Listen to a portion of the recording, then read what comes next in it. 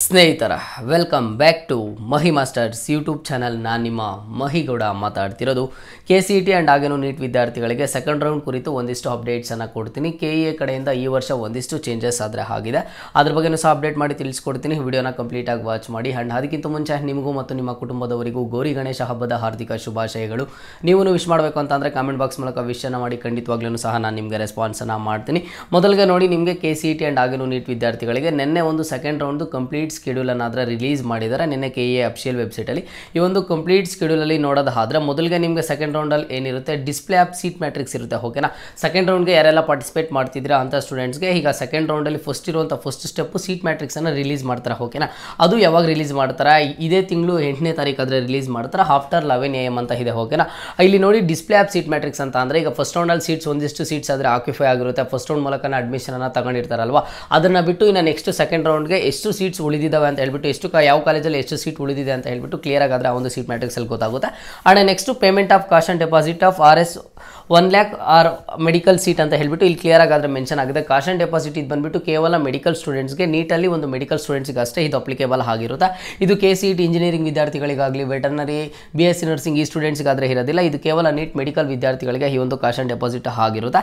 And next ನೋಡಿ, rearrangement of options, modify, delete, reorder options ಅಂತ ಇದೆ. ಓಕೆನಾ, ಈಗ ಸೆಕೆಂಡ್ ರೌಂಡ್ಗೆ ನೀವು ಎಂಟರ್ ಆಗಿದ್ದಾದ್ಮೇಲೆ ನಿಮಗೆ ನಾನು ಫಸ್ಟಿಂದ ಹೇಳ್ತಾನೆ ಇದ್ದೆ, ನಿಮಗೆ ಇರುವಂಥ ಕಾಲೇಜಸ್ಸನ್ನು ಎಡಿಟ್ ಮಾಡ್ಕೊಳ್ಳೋದಕ್ಕೆ, ಅಂದರೆ ಮಾಡಿಫೈ ಮಾಡ್ಕೊಳ್ಳೋದಕ್ಕೆ, ರಿಅರೇಂಜ್ ಮಾಡ್ಕೊಳ್ಳೋದಕ್ಕೆ ಒಂದು ಟೈಮನ್ನು ಕೊಡ್ತಾರೆ ಅಂತ ಹೇಳಿಬಿಟ್ಟು ನೋಡಿ. 8ನೇ ತಾರೀಕು ಮಧ್ಯಾಹ್ನ 2 ಗಂಟೆಯಿಂದ 11ನೇ ತಾರೀಕು ಮಧ್ಯಾಹ್ನ 2 ಗಂಟೆವರೆಗೂ ಟೈಮ್ ಇರುತ್ತೆ. ಓಕೆನಾ, ಅಂದರೆ ನಿಮಗೆ ಅಪ್ರಾಕ್ಸಿಮೇಟ್ಲಿ ಒಂದು 3 days ಆದರೆ ಇರುತ್ತೆ ಟೈಮು.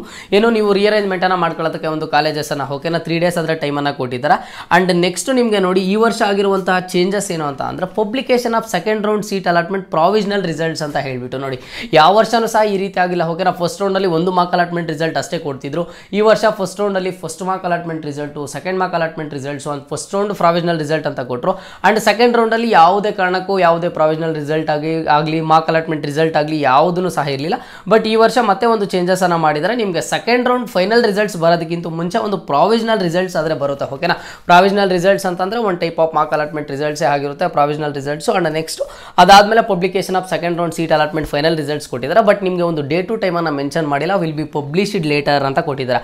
ಯಾಕೆ ವಿಲ್ ಬಿ ಪಬ್ಲಿಷ್ಡ್ ಲೇಟರ್ ಅಂತ ಕೊಟ್ಟಿದ್ದಾರೆ ಅಂತಂದರೆ, ಈಗ ಮೇಲೆ ಕೊಟ್ಟಿರುವಂಥ ಸ್ಕೆಡ್ಯೂಲು, ಮೇಲೆ ಕೊಟ್ಟಿರುವಂಥ ಡೇ ಟು ಟೈಮಿಂಗ್ ಪ್ರಕಾರ ಆ ಮೂರೂ ಸಹ ನಡೆದಿದೆ ಅಂತ ಅಂದರೆ, ಅದಾದಮೇಲೆ ನೆಕ್ಸ್ಟ್ ನಿಮಗೆ ಪ್ರಾವಿಷನಲ್ ರಿಸಲ್ಟ್ಗೆ ಆ್ಯಂಡ್ ಹಾಗೇನು ಸೆಕೆಂಡ್ ರೌಂಡ್ ಫೈನಲ್ ರಿಸಲ್ಟ್ಸ್ ಏನಿದೆ, ಈ ಒಂದು ಸೆಕೆಂಡ್ ರೌಂಡ್ ಫೈನಲ್ ರಿಸಲ್ಟ್ಸ್ದು ಒಂದು ಡೇ ಟು ಟೈಮ್ ಆದರೆ ಮೆನ್ಷನ್ ಮಾಡ್ತಾರೆ. ಓಕೆನಾ, ಆ್ಯಂಡ್ KEA ಕಡೆಯಿಂದ ನೋಡ್ಬೋದು ನೀವು, KEA ಅಫಿಷಿಯಲ್ ವೆಬ್ಸೈಟಲ್ಲಿ ಬಂದು ಇಲ್ಲಿ ಚೆಕ್ ಮಾಡೋದಾದ್ರೆ UGCET UGNET 2024 ಎರಡನೇ ಸೀಟು ಹಂಚಿಕೆ ಫಲಿತಾಂಶದ ನಂತರ ಪ್ರಕ್ರಿಯೆ ಅಂತ ಇದೆ. ಓಕೆನಾ, ಇಲ್ಲಿ ನೋಡಿ, ಮೆಡಿಕಲ್ ಸ್ಟೂಡೆಂಟ್ಸ್ಗೆ ಅಂದರೆ ನೀಟ್ ಕೋರ್ಸಸ್ ಸ್ಟೂಡೆಂಟ್ಸ್ಗೆ ಈ ಸೆಕೆಂಡ್ ರೌಂಡ್ ರಿಸಲ್ಟ್ಸ್ ಬಂದಿದ್ದಾದ್ಮೇಲೆ ಅವ್ರಿಗೆ ಯಾವುದೇ ಒಂದು ರೀತಿಯ ಚಾಯ್ಸಸ್ ಆದರೆ ಇರೋದಿಲ್ಲ.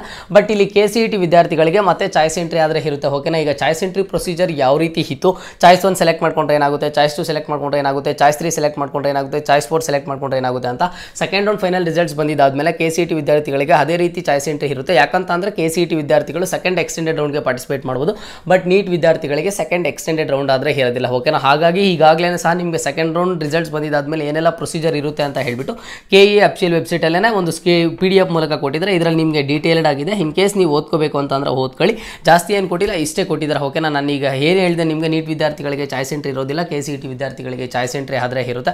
ಆ್ಯಂಡ್ KCET ವಿದ್ಯಾರ್ಥಿಗಳಿಗೆ ಇವತ್ತಿನ ಈ ವಿಡಿಯೋದಲ್ಲೇ ಹೇಳ್ತಿದ್ದೀನಿ ನೋಡಿ, ನೀವು ಸೆಕೆಂಡ್ ಎಕ್ಸ್ಟೆಂಡೆಡ್ ರೌಂಡ್ಗೆ ಒನ್ಸ್ ಪಾರ್ಟಿಸಿಪೇಟ್ ಮಾಡಿದ್ರ ಅಂತ ಅನ್ಕೊಳ್ಳಿ. ಸೆಕೆಂಡ್ ಎಕ್ಸ್ಟೆಂಡೆಡ್ ರೌಂಡ್ಗೆ ಪಾರ್ಟಿಸಿಪೇಟ್ ಮಾಡಿದ್ದು ಆದಮೇಲೆ ನಿಮ್ಗೆ ಯಾವುದಾದ್ರೂ ಸೀಟ್ ಅಲಾಟ್ ಆದರೆ ಆ ಒಂದು ಸೀಟ್ಗೆ ನೀವು 100% ಹೋಗಲೇಬೇಕು. ಇಲ್ಲ ಅಂತ ಅಂದರೆ ನೀವು ಪೆನಾಲ್ಟಿನ ಪೇ ಮಾಡಬೇಕಾಗುತ್ತೆ. ಓಕೆನಾ, ಇರೋವಂಥ ಸತ್ಯನ ಹೇಳ್ತಿದ್ದೀನಿ.